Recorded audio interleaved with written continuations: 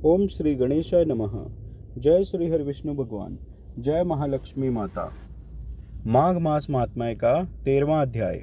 विकुंडल कहने लगा कि तुम्हारे वचनों से मेरा चित्त अति प्रसन्न हुआ है, क्योंकि सज्जनों के वचन सदैव गंगा जल के सदृश पापों का नाश करने वाले होते हैं। उपकार करना तथा मीठा बोलना सज्जनों का स्वभाव ही होता है, जैसे अमृत मंडल चंद्रमा को भी ठंडा कर देता है। अब कृपा करके यह भी बतलाइए कि किस प्रकार मेरे भाई का नरक से उद्धार हो सकता है। तब दूत कुछ देर ज्ञान दृष्टि से विचार कर मित्रता रूपी रस्से से बंधा हुआ बोला कि हे वैश्य, यदि तुम अपने भाई के लिए स्वर्ग की कामना करते हो तो जल्दी ही अपने 8 जन्म के पुण्य फल को उसके निमित्त अर्पण कर दो। तब विकुंडल ने कहा कि हे दूत, वह पुण्य क्या है और मैंने कौन से जन्म में और कैसे किया है, सो सब बतलाओ, फिर मैं अपना पुण्य अपने भाई को दे दूंगा। दूत कहने लगा कि हे वैश्य सुनो, मैं तुम्हारे पुण्य की सब कथा कहता हूँ। पूर्व समय में मधुबन में शाल्की नाम का ऋषि था। वह बड़ा तपेश्वरी, ब्रह्मा के समान तेज वाला था।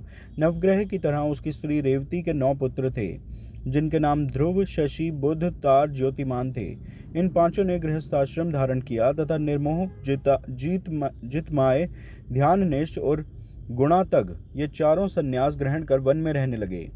ये शिखा सूत्र से रहित पत्थर और सोने को समान समझते थे। जो कोई अच्छा या बुरा उनको अन्न देता वही खा लेते, और कोई कैसा ही कपड़ा दे देता उसको ही पहन लेते। सदैव ब्रह्म के ही ध्यान में लगे रहते। इन चारों ने व्रत, शीत, निद्रा और आहार सबको जीत लिया। बस चर अचर को विष्णु रूप समझते हुए मौन धारण करके संसार में विचरते थे। ये चारों महात्मा तुम्हारे घर आए। जब तुमने मध्याह्न के समय भूखे प्यासे इनको आंगन में देखा तो तुमने गदगद कंठ से आंखों में आंसू भरकर इनको नमस्कार करके इनका बड़ा आदर सत्कार किया। इनके चरणों को धोकर बड़े प्रेम से तुम इनसे कहने लगे कि आज मेरे अहोभाग्य हैं, आज मेरा जन्म सफल हुआ, मुझ पर भगवान प्रसन्न हुए, मैं सनाथ हुआ, मेरे माता पिता पत्नी पुत्र गौ आदि सभी धन्य हैं, जो आज मैंने हरि के सदृश आपके दर्शन किए। सो हे वैश्य, इस प्रकार तुमने श्रद्धा से उनका पूजन किया और चरण धोकर जल को मस्तक से लगाया। फिर विधि पूर्वक इनका पूजन करके तुमने इन सन्यासियों को भोजन कराया।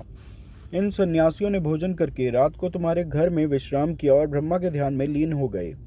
इन सन्यासियों के सत्कार से जो पुण्य तुमको मिला सो मैं भी कहने में असमर्थ हूँ, क्योंकि सब भूतों में प्राणी श्रेष्ठ है। प्राणियों में बुद्धि वाले, बुद्धि वालों में मनुष्य, मनुष्यों में ब्राह्मण, विद्वानों में पुण्यात्मा, पुण्यात्माओं में ब्रह्मज्ञानी सर्वश्रेष्ठ हैं।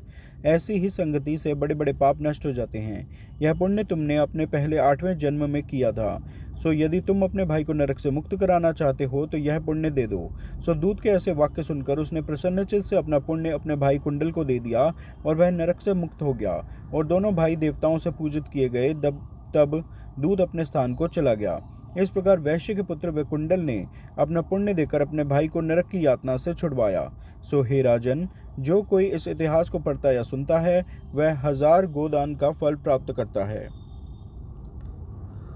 माघ मास का 13वां अध्याय पूर्ण हुआ। आप सब प्रेम से मेरे साथ बोलिए, जय श्री हरि विष्णु भगवान, जय महालक्ष्मी माता। कृपया इस वीडियो को लाइक व शेयर करें, चैनल सब्सक्राइब करें। धन्यवाद। जय श्री हरि विष्णु भगवान, जय महालक्ष्मी माता।